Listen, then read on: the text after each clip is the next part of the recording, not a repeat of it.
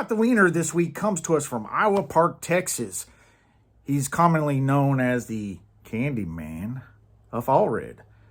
Mr. Gustavo Maldonado, congratulations, you are a Weiner! Damn, it feels good to be a gangster. Well, according to local media, Mr. Maldonado allegedly brought in 128 grams of methamphetamines. Now, according to the story, he alleges that he bought it at the prison commissary. Well, supposedly two dogs had alerted to him and his candy, the Candy Man's candy, and OIG field tested it, and it showed positive for up to 128 grams of methamphetamine. Now, I don't know what's going on in the Texas prison system lately, but if you're having to bring 128 grams of methamphetamines to stay awake, you got a problem. You might just go look for another job. Back in the days, Coca-Cola, some caffeine, maybe some bubble gum, was the way to go. But 128 grams of methamphetamines.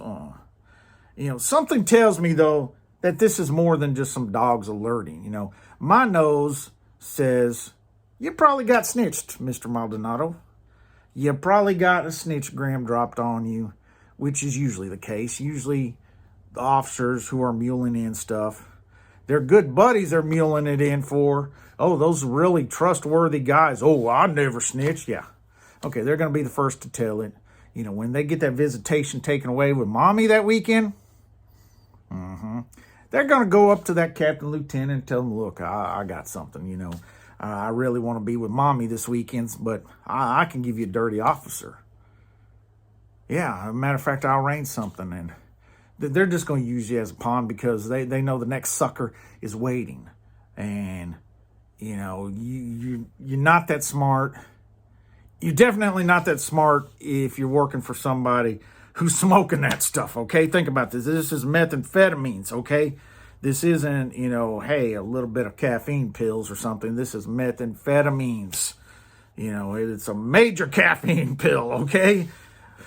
But, Maldonado, you got a long way to go here. And I think what we need to do is try to save the people who are maybe going this way or thinking this way. You need to realize these guys will give you up in a heartbeat.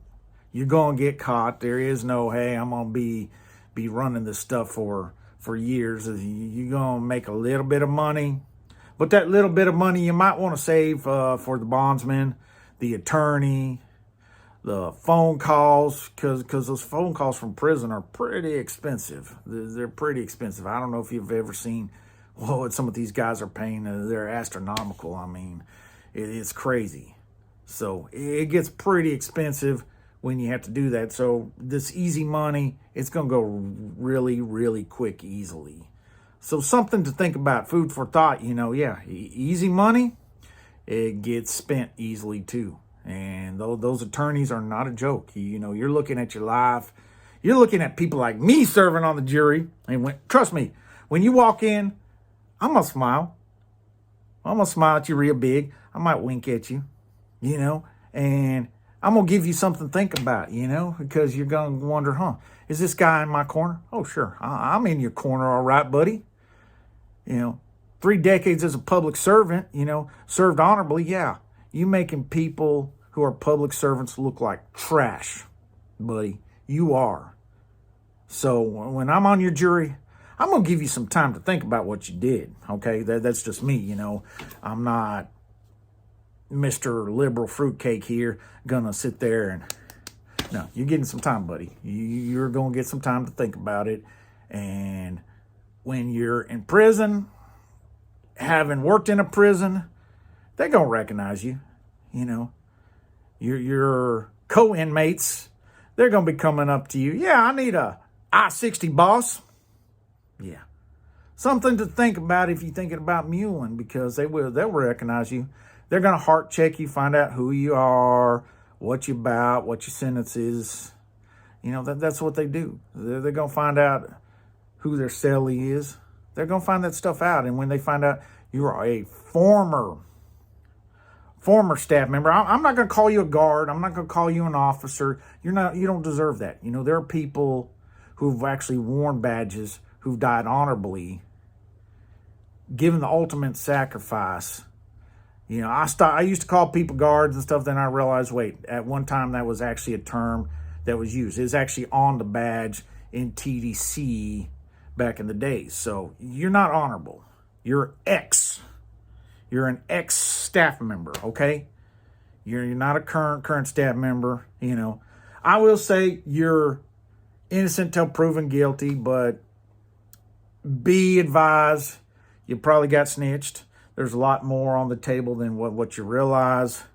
And when it comes down to it, they're going to have the records from the commissary that show, hey, this guy didn't go to the commissary. There's going to be records from the video of you coming in the search area. Yeah, they got cameras in every search area in the state of Texas. Every search area's got a camera. You know, they spent millions of dollars, you know.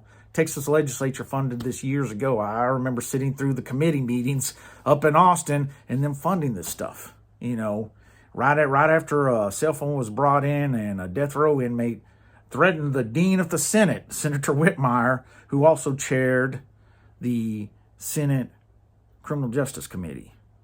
So all this stuff is taken pretty serious now, and you got some time to think about it. You know, it's not going to be an easy case. You know, whatever BS you told them, well, I bought it at that commissary, I'm sure that has already been disproven about 100 times over. There's probably a video if you bringing that in the search area. There's probably a receipt from the commissary that, hey, he didn't buy that day. He bought a Coca-Cola. It's a package of M&Ms or whatever, you know.